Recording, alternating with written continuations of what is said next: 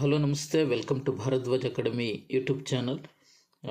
ಆತ್ಮೀಯ ವಿದ್ಯಾರ್ಥಿಗಳೇ, ಇವತ್ತಿನ ವಿಡಿಯೋದಲ್ಲಿ ನಾನು 10ನೇ ತರಗತಿ ICSE ಪಠ್ಯಕ್ರಮಕ್ಕೆ ಸಂಬಂಧಪಟ್ಟಿರ್ತಕ್ಕಂಥ ಸಾಹಿತ್ಯ ಸಂಗಮ ಈ ಒಂದು ಪುಸ್ತಕದ ಗದ್ಯ ಮತ್ತು ಪದ್ಯಗಳ ಪೈಕಿ ಪದ್ಯ ಭಾಗ ಆಗಿರ್ತಕ್ಕಂಥ ಗರತಿಯ ಹಾಡುಗಳು ಈ ಒಂದು ಪೊಯಮ್ನ ಎಕ್ಸ್ಪ್ಲನೇಷನ್ ನಿಮ್ಮ ಜೊತೆ ಶೇರ್ ಮಾಡ್ಕೊಳ್ತಾ ಇದ್ದೇನೆ. ನೀವೇನಾದರೂ ನನ್ನ ಚಾನಲ್ಗೆ ಹೊಸಬರಾಗಿದ್ದರೆ ದಯವಿಟ್ಟು ವಿಡಿಯೋವನ್ನು ಸಬ್ಸ್ಕ್ರೈಬ್ ಮಾಡ್ಕೊಳ್ಳಿ. ಮತ್ತು ನಿಮಗೆ ಮುಂದೆ ಇದೇ ರೀತಿ ವಿಡಿಯೋಗಳು ಬೇಕು ಅಂದರೆ ನೋಟಿಫಿಕೇಷನನ್ನು ಆನ್ ಮಾಡ್ಕೊಳ್ಳಿ. ನಿಮಗೆ ಏನು ಬೇಕು ಅನ್ನೋದನ್ನು ದಯವಿಟ್ಟು ಕಮೆಂಟ್ ಬಾಕ್ಸ್ನಲ್ಲಿ ಬರೆದು ತಿಳಿಸಿ. ಬನ್ನಿ, ಹಾಗಾದರೆ ನೇರವಾಗಿ ಗರತಿಯ ಹಾಡುಗಳು ಈ ಒಂದು ಪದ್ಯ ಭಾಗದ ವಿವರಣೆಯನ್ನು ನಾವು ಸಂಪೂರ್ಣವಾದ ವಿವರಣೆಯನ್ನು ಮುದ್ರಿತ ರೂಪದಲ್ಲಿರ್ತಕ್ಕಂಥ ವಿವರಣೆಯನ್ನು ನಾವು ನೋಡೋಣ. ಅದಕ್ಕಿಂತ ಮುಂಚೆ ನಮ್ಮೆಲ್ಲರಿಗೂ ತಿಳಿದಿರೋ ಹಾಗೆ ಗರತಿಯ ಹಾಡುಗಳು ಅಂತಕ್ಕಂಥದ್ದು ಒಂದು ಜನಪದ ಗೀತೆ. ಜನಪದ ಗೀತೆಯ ಬಗ್ಗೆ ಇರತಕ್ಕಂಥ ಎಲ್ಲ ಮಾಹಿತಿಗಳನ್ನು ಪಠ್ಯಪುಸ್ತಕದಲ್ಲಿ ಈಗಾಗಲೇ ಕೊಟ್ಟಿದ್ದಾರೆ. ಜನಪದ ಅಂದರೆ ಜನರ ಬಾಯಿಂದ ಬಾಯಿಗೆ ಬಂದಿರತಕ್ಕಂಥ ಗೀತೆಗಳು. ಇದಕ್ಕೆ ಯಾವುದೇ ಬರಹದ ರೂಪ, ಗ್ರಾಂಥಿಕ ರೂಪ ಇಲ್ಲ. ಜನ ತಾವು ಅಂದರೆ ಗ್ರಾಮೀಣ ಭಾಗದಲ್ಲಿರ್ತಕ್ಕಂಥ ಜನ ತಾವು ಏನೆಲ್ಲ ಅನುಭವಗಳನ್ನು ಪಡ್ಕೊಂಡಿರ್ತಾರೆ ಅದನ್ನು ಬಾಯಿಂದ ಬಾಯಿಗೆ ಮುಂದುವರಿಸ್ಕೊಂಡು ಬಂದಿರತಕ್ಕಂಥ ಗೀತೆಗಳಿಗೆ ನಾವು ಜನಪದ ಗೀತೆಗಳು ಅಂತ ಕರಿತೀವಿ. ಸಾಮಾನ್ಯವಾಗಿ ಹಳ್ಳಿಗಳ ಕಡೆ ಈಗಲೂ ಸಹ ನಾವು ನೋಡಬಹುದು. ಅವರು ತಮ್ಮ ಕಷ್ಟ ಸುಖಗಳನ್ನು ಅಥವಾ ತಮ್ಮ ಜಮೀನುಗಳಲ್ಲಿ ಕೆಲಸ ಮಾಡಬೇಕಾದ್ರೆ, ಮಕ್ಕಳನ್ನು ಆಡಿಸ್ಬೇಕಾದ್ರೆ, ಮಲಗಿಸ್ಬೇಕಾದ್ರೆ ಈ ರೀತಿ ಗೀತೆಗಳನ್ನು ಹಾಡ್ತಾ ಇರೋದನ್ನು ನಾವು ನೋಡ್ಬೋದು. ಹಾಗಾಗಿ ಜನಪದ ಗೀತೆ ಅಂತಕ್ಕಂಥದ್ದು ಬಹಳ ಪ್ರಾಚೀನ ಕಾಲದಿಂದಲೂ ಸಹ ನಮಗೆ ನಡ್ಕೊಂಡು ಬಂದಿರತಕ್ಕಂಥದ್ದನ್ನು ನಾವು ನೋಡಬಹುದು. ಈಗ ನೇರವಾಗಿ ನಾವು ಪದ್ಯ ಭಾಗಕ್ಕೆ ಹೋಗೋಣ. ನೋಡಿ, ಮೊದಲನೆಯ ಚರಣ ಈ ರೀತಿ ಇದೆ. ಒಳ್ಳೆಯವರ ಗೆಳೆತನ ಕಲ್ಲು ಸಕ್ಕರೆ ಹಾಂಗ, ಕೊಲ್ಲರ ಗೆಳೆತನ ಮಾಡಿದರೆ ನನಕಂದ ಸಲ್ಲದ ಮಾತು ಬರುತ್ತಾವ. ಇಲ್ಲಿ ಹೆಣ್ಣುಮಗಳೊಬ್ಬಳು ಅಥವಾ ತಾಯಿ ತನ್ನ ಮಗನಿಗೆ ಸ್ನೇಹಿತರ ಆಯ್ಕೆ ಹೇಗಿರಬೇಕು, ನಾವು ಯಾವ ರೀತಿ ಸ್ನೇಹಿತರನ್ನು ಜೀವನದಲ್ಲಿ ಸಂಪಾದನೆ ಮಾಡಬೇಕು ಅನ್ನೋದನ್ನು ಬಹಳ ಚೆನ್ನಾಗಿ ಹೇಳಿರೋದನ್ನು ನಾವು ನೋಡ್ಬೋದು. ಈ ಪದ್ಯಭಾಗದ ವಿವರಣೆಯನ್ನು ನೋಡೋದಾದರೆ ನಾವು ಯಾವಾಗಲೂ ನಾವು ಸಜ್ಜನ ಅಥವಾ ಒಳ್ಳೆಯ ಮನಸ್ಸಿನವರ ಸ್ನೇಹವನ್ನು ಮಾಡಬೇಕು. ಯಾಕೆಂದರೆ ಅವರ ಸ್ನೇಹ ಕಲ್ಲು ಸಕ್ಕರೆ ರೀತಿಯಲ್ಲಿ ಇರುತ್ತೆ. ಅಂದರೆ ಕಲ್ಲು ಸಕ್ಕರೆಯ ಗುಣ ನಮಗೆ ಎಲ್ರಿಗೂ ಗೊತ್ತಿದೆ. ಅದನ್ನು ಸವಿದಾಗ, ತಿಂದಾಗ ನಮಗೆ ಸಿಹಿನೇ ಸಿಗುತ್ತೆ. ಈ ರೀತಿ ನಾವು ಒಳ್ಳೆಯ ವ್ಯಕ್ತಿಗಳ ಸ್ನೇಹವನ್ನು ಮಾಡಿದಾಗ ಜೀವನದ ಎಲ್ಲ ಮಜಲುಗಳಲ್ಲಿ, ಹಂತಗಳಲ್ಲಿ ನಮಗೆ ಸಿಹಿಯಾದ ಮತ್ತು ಹಿತಕರವಾಗಿರ್ತಕ್ಕಂಥ ಮತ್ತು ಧನಾತ್ಮಕ ಅನುಭವ ನೀಡ್ತಕ್ಕಂಥ ಒಂದು ವ್ಯವಸ್ಥೆಯನ್ನು ನಾವು ಕಾಣಬಹುದು. ಆದರೆ ನಾವೇನಾದರೂ ಕೊಲ್ಲರ ಅಂದರೆ ಕೆಟ್ಟವರ, ಕೀಳು ಗುಣದವರ ಅಥವಾ ದುಷ್ಟರ ಸ್ನೇಹವನ್ನು, ಸಹವಾಸವನ್ನು, ಗೆಳೆತನವನ್ನು ಮಾಡಿದ್ರೆ ಕೊನೆಗೆ ನಮಗೂ ಸಹ ನಿಂದನೆ, ಕೆಟ್ಟ ಮಾತುಗಳು ಮತ್ತು ಅಪಮಾನ ಮಾತ್ರ ಸಿಗ್ತದೆ. ಹಾಗಾಗಿ ಜೀವನದಲ್ಲಿ ನಾವು ಎಂತಹ ಜನರ ಸ್ನೇಹವನ್ನು ಸಂಪಾದನೆ ಮಾಡಬೇಕು ಅನ್ನೋದನ್ನು ತಾಯಿ ಇಲ್ಲಿ ತಿಳಿಸಿರೋದನ್ನು ನಾವು ನೋಡಬಹುದು. ಇದಾಗಿತ್ತು ಮೊದಲನೆಯ ಚರಣ.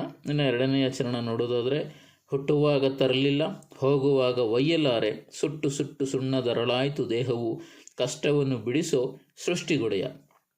ಅಂದರೆ ಇಲ್ಲಿ ಮನುಷ್ಯ ಏನೇನೆಲ್ಲ ಸಾಧನೆ ಮಾಡಿದ್ರೂ ಜೀವನ ನಶ್ವರ ಅಂತಕ್ಕಂಥದ್ದು, ಜೀವನ ಏನೂ ಇಲ್ಲ ಅಂತಕ್ಕಂಥ ಮಾಹಿತಿಯನ್ನು ನಾವು ಇಲ್ಲಿ ನೋಡಬಹುದು. ಅಂದರೆ ಮನುಷ್ಯ ಈ ಭೂಮಿಗೆ ಜನ್ಮ ತಳೆದು ಬಂದಾಗ, ಹುಟ್ಟುವಾಗ ಅಥವಾ ಬರಿಗೈಯಲ್ಲಿ ಬರ್ತಾನೆ, ಏನನ್ನೂ ತರೋದಕ್ಕೆ ಸಾಧ್ಯ ಇಲ್ಲ. ಹಾಗೆಯೇ ಇಲ್ಲಿಂದ ಹೋಗುವಾಗ, ಈ ಲೋಕವನ್ನು ಬಿಟ್ಟು ಹೋಗುವಾಗ, ಸತ್ತಾಗ ಅಥವಾ ಏನನ್ನೂ ತಗೊಂಡು ಹೋಗೋದಕ್ಕೆ ಸಾಧ್ಯ ಇಲ್ಲ.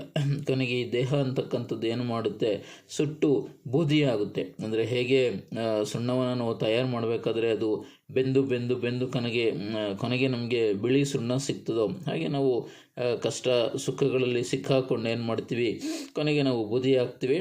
ಆದ್ದರಿಂದ ನಾವು ಏನೇ ಧನ, ಸಂಪತ್ತು ಅಥವಾ ಅಹಂಕಾರ ಇವುಗಳಿಂದ ನಾವು ಬಹಳ ದೂರ ಇದ್ಕೊಂಡು ನಮ್ಮ ಕಷ್ಟಗಳನ್ನು ನಿವಾರಿಸ್ತಕ್ಕಂಥ ಸೃಷ್ಟಿಕರ್ತನನ್ನು, ಭಗವಂತನನ್ನು ಸದಾಕಾಲ ಸ್ಮರಿಸಿ ಸತ್ಪಥದಲ್ಲಿ ಅಂದರೆ ಒಳ್ಳೆಯ ದಾರಿನಲ್ಲಿ ನಡೀಬೇಕು ಅನ್ನೋದನ್ನು ನಾವು ಇಲ್ಲಿ ನೋಡಬಹುದಾಗಿದೆ. ಇಲ್ಲಿ ನೋಡಿ, ಕಷ್ಟವನ್ನು ಬಿಡಿಸೋ ಸೃಷ್ಟಿಗೊಡೆಯ, ಸೃಷ್ಟಿಗೆ ಪ್ಲಸ್ ಒಡೆಯ ಆ ರೀತಿಯಲ್ಲಿ ನಾವು ಬಿಡಿಸಿ ಓದಬೇಕಾಗ್ತದೆ. ಅಂದರೆ ಈ ಸೃಷ್ಟಿಯನ್ನು, ಪ್ರಪಂಚವನ್ನು ನಿರ್ಮಾಣ ಮಾಡಿರತಕ್ಕಂಥ ಭಗವಂತನ ಪಾದಾರವಿಂದಗಳಲ್ಲಿ ನಾವು ತಲ್ಲೀನನಾಗಿ ಎಲ್ಲವನ್ನು ನಾವು ಕೇಳ್ಕೊಳ್ಬೇಕು, ಅವನಿಗೆ ಶರಣಾಗತನಾಗಬೇಕು ಅನ್ನೋದನ್ನು ನಾವು ನೋಡಬಹುದಾಗಿದೆ.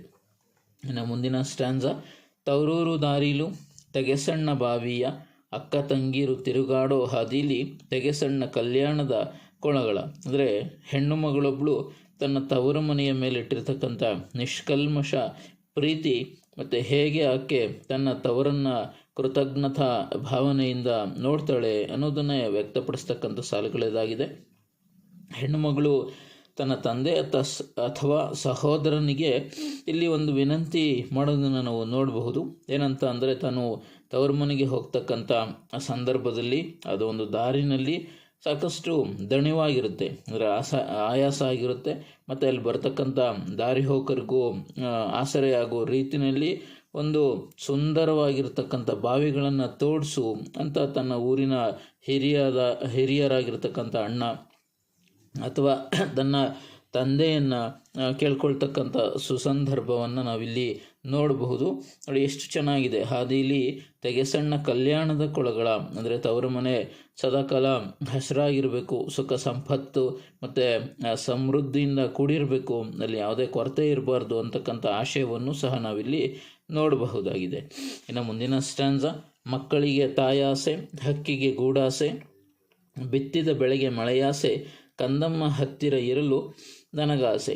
ತಾಯಿ ತನ್ನ ಮಗನ ಮೇಲೆ ಇಟ್ಟಿರ್ತಕ್ಕಂಥ ಅಪಾರವಾಗಿರ್ತಕ್ಕಂಥ ಪ್ರೀತಿ ಮತ್ತು ತಾಯಿ ಮತ್ತು ಮಗುವಿನ ನಡುವೆ ಇರತಕ್ಕಂಥ ಅವಿನಾಭಾವ ಸಂಬಂಧ, ಪ್ರೀತಿಯನ್ನು ಈ ಒಂದು ಚರಣದಲ್ಲಿ ನಾವು ನೋಡಬಹುದು. ಅಂದರೆ ಹೇಗೆ ಹಕ್ಕಿಗೆ ತನ್ನ ಎಲ್ಲ ಕೆಲಸಗಳನ್ನು ಮುಗಿಸ್ಕೊಂಡು ಸಂಜೆ ಗೂಡು ಸೇರಬೇಕಂತಕ್ಕಂಥ ಆಸೆ ಇರುತ್ತೋ, ಹಾಗೆ ನಾವು ಬೀಜವನ್ನು ಭೂಮಿಗೆ ಬಿತ್ತನೆ ಮಾಡಿ ಅದು ಬೆಳೆಯಾಗಿ ಬರೋದಕ್ಕೆ ಮಳೆ ಹೇಗೆ ಅವಶ್ಯಕವಾಗಿರ್ತದೋ, ಹಾಗೆ ತನ್ನ ತಾಯಿಗೆ, ಯಾವುದೇ ತಾಯಿಗೆ ತನ್ನ ಕಂದಮ್ಮ ಅಂದರೆ ತನ್ನ ಮಗು ಸದಾಕಾಲ ನನ್ನ ಜೊತೆಲೇ ಇರಬೇಕು, ತನ್ನ ಹತ್ತಿರದಲ್ಲೇ ಇರಬೇಕು ಅಂತಕ್ಕಂಥ ಆಸೆ ಇರೋದನ್ನು ನಾವು ಇಲ್ಲಿ ನೋಡಬಹುದಾಗಿದೆ. ಅಂದರೆ ತಾಯಿ ಮತ್ತು ಮಗುವಿನ ನಡುವೆ ಇರತಕ್ಕಂಥ ಒಂದು ಭಾವನಾತ್ಮಕ ಸಂಬಂಧವನ್ನು ಇಲ್ಲಿ ನಾವು ನೋಡೋದಕ್ಕೆ ಸಾಧ್ಯ ಆಗುತ್ತೆ. ಇನ್ನು ಮುಂದಿನ ಚರಣ, ಹೆಣ್ಣು ಮಕ್ಕಳು ನಮಗೆ ಪುಣ್ಯಾದ ಫಲಕಾಯಿ, ಅನ್ನಿಗರ ಮಗನು ನನಮನೆಗೆ ಬರುವಂಥ ಹೆಣ್ಣು ಮಕ್ಕಳನ್ನು ಕೊಡು ಶಿವನೇ. ಈ ಗ್ರಾಮೀಣ ಭಾಗದಲ್ಲಿ ಅಥವಾ ಹಿಂದಿನ ಕಾಲದಲ್ಲಿ ಹೆಣ್ಣು ಮಕ್ಕಳನ್ನು ಸಾಕ್ಷಾತ್ ಮಹಾಲಕ್ಷ್ಮಿಯ ಸ್ವರೂಪ ಅಂತಲೇ ಭಾವಿಸ್ತಾ ಇದ್ದರು. ಈಗಲೂ ಸಹ ಅದೇ ಒಂದು ವ್ಯವಸ್ಥೆ ನಮ್ಮ ಸಮಾಜದಲ್ಲಿದೆ. ಹೇಗೆ ಹಿಂದಿನ ತಲೆಮಾರಿನ ಜನ ಹೆಣ್ಣು ಮಕ್ಕಳಿಗೆ ಗೌರವ, ಆದ್ಯತೆಯನ್ನು ಕೊಡ್ತಾಯಿದ್ರು ಅನ್ನೋದನ್ನು ನಾವು ನೋಡ್ಬೋದು. ಇಲ್ಲಿ ಹೆಣ್ಣು ಮಗು ಅಂದರೆ ಕೇವಲ ಅದು ಜೀವ ಅಲ್ಲ, ಹುಟ್ಟಿದ ಮನೆಗೆ ಅಂದರೆ ತವರು ಮನೆಗೆ ಮತ್ತು ಕೊಟ್ಟ ಮನೆಗೆ ಎರಡು ಕಡೆಯೂ ಸಹ ಅವಳನ್ನು ಭಾಗ್ಯ ದೇವತೆ ಅನ್ನೋ ರೀತಿಯ ಪರಿಕಲ್ಪನೆ ಇಟ್ಕೊಂಡಿರೋದನ್ನು ನಾವು ನೋಡ್ಬೋದು. ಅಂದರೆ ನಾವು ಜನ್ಮದಲ್ಲಿ ಏನಾದರೂ ಪುಣ್ಯ ಮಾಡಿದರೆ ಆ ಫಲವಾಗಿ ನಮಗೆ ಹೆಣ್ಣು ಮಕ್ಕಳು ಹುಟ್ಟುತ್ತಾರೆ ಅಂತ. ಅಂದರೆ ನಾವೇನಾದರೂ ಹೆಣ್ಣು ಮಕ್ಕಳನ್ನು ಪಡಿಬೇಕು ಅಂದರೆ ನಿಜವಾಗ್ಲೂ ಹಿಂದಿನ ಜನ್ಮದಲ್ಲಿ, ಪೂರ್ವಜನ್ಮದಲ್ಲಿ ಒಳ್ಳೆಯ ಕೆಲಸಗಳನ್ನು ಮಾಡಿದರೆ ಮಾತ್ರ ಅಂತಹವರಿಗೆ ಭಗವಂತ ಹೆಣ್ಣು ಮಕ್ಕಳನ್ನು ದಯಪಾಲಿಸ್ತಾನೆ ಅಂತ. ಹೆಣ್ಣು ಮಗಳೇನಾದರೂ ಇದ್ದರೆ ಅವಳನ್ನು ಮದುವೆಯಾಗೋ ನಿಟ್ಟಿನಲ್ಲಿ ಮತ್ತೊಂದು ಮನೆಯ ಯೋಗ್ಯ ಮಗನು ಅಂದರೆ ಅಳಿಯನಾಗಿ ಏನು ಮಾಡ್ತಾನೆ, ಆ ಹೆಣ್ಣು ಮಗು ಇರ್ತಕ್ಕಂಥ ಮನೆಗೆ ಬರ್ತಾನೆ. ನನಗೆ ಅಂತಹ ಗೌರವ ಮತ್ತು ಸಂತೋಷ ತಂದು ಕೊಡ್ತಕ್ಕಂಥ ಹೆಣ್ಣು ಮಕ್ಕಳನ್ನು ಅಥವಾ ಹೆಣ್ಣು ಮಗುವನ್ನು ನೀನು ದಯಪಾಲಿಸು ಅನ್ನೋ ಒಂದು ಮಾತನ್ನು ಇಲ್ಲಿ ತಾಯಿ ಭಗವಂತನಲ್ಲಿ ಬೇಡ್ಕೊಳ್ತಾ ಇರ್ತಕ್ಕಂಥದ್ದನ್ನು ನಾವು ನೋಡಬಹುದಾಗಿದೆ. ಇನ್ನು ಮುಂದಿನ ಸ್ಟ್ಯಾನ್ಸ, ಆಚಾರ ಕರಸಾಗು, ನೀತಿಗೆ ಪ್ರಭುವಾಗು, ಮಾತಿನಲ್ಲಿ ಚೂಡಾಮಣಿಯಾಗು, ನನಕಂದ ಜ್ಯೋತಿಯೇ ಆಗು ಜಗಕ್ಕೆಲ್ಲ. ಅಂದರೆ ಈ ಒಂದು ಪದ್ಯಭಾಗದಲ್ಲಿ ಯಾವ ರೀತಿ ಮಗುವಿನ ನಡತೆ ಹಾಗೂ ಸತ್ಯವಂತಿಕೆ ಇರಬೇಕು ಅಂತಕ್ಕಂಥದ್ದನ್ನು ನಾವು ನೋಡ್ಬೋದು. ಅಂದರೆ ಮನುಷ್ಯನು ತನ್ನ ಎಲ್ಲ ಆಚಾರ ವಿಚಾರಗಳಲ್ಲಿ ಪರರಿಗೆ, ಬೇರೆಯವರಿಗೆ ಆದರ್ಶವಾಗಿರಬೇಕು, ಸದಾಕಾಲ ನೀತಿ ಮಾರ್ಗದಲ್ಲಿ ನಡಿಬೇಕು ಮತ್ತು ತನ್ನ ಮಾತುಗಳಿಂದ ಇತರರಿಗೆ ಮಾರ್ಗದರ್ಶನ ನೀಡೋ ಚೂಡಾಮಣಿ ರೀತಿಯಲ್ಲಿ ತನ್ನ ವ್ಯಕ್ತಿತ್ವವನ್ನು ಬೆಳೆಸ್ಕೊಳ್ಬೇಕಾಗುತ್ತೆ.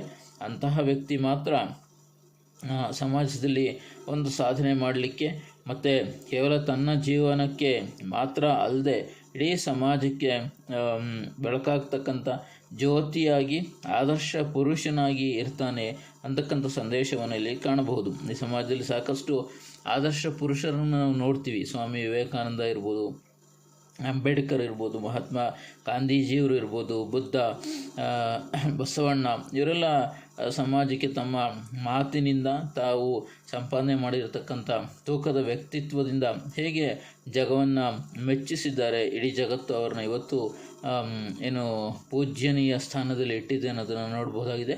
ಆ ರೀತಿ ಮಗು ನನಗೆ ಹುಟ್ಟಬೇಕು, ಆ ರೀತಿ ವ್ಯಕ್ತಿತ್ವ ಇರತಕ್ಕಂಥ ಮಗು ನನಗೆ ಬೇಕು, ಅಂದರೆ ನನ್ನ ಮಗ ಆ ರೀತಿ ಯಶಸ್ಸಿನ ಮೆಟ್ಟಿಲನ್ನು ತುಳಿಬೇಕು ಅಂತಕ್ಕಂಥ ಒಂದು ಸಂಕಲ್ಪ ಇಲ್ಲಿ ತಾಯಿಗಿರೋದನ್ನು ನೋಡ್ಬೋದಾಗಿದೆ. ಇದಾಗಿತ್ತು ಈ ಒಂದು ಪದ್ಯ ಭಾಗದ ವಿವರಣೆ.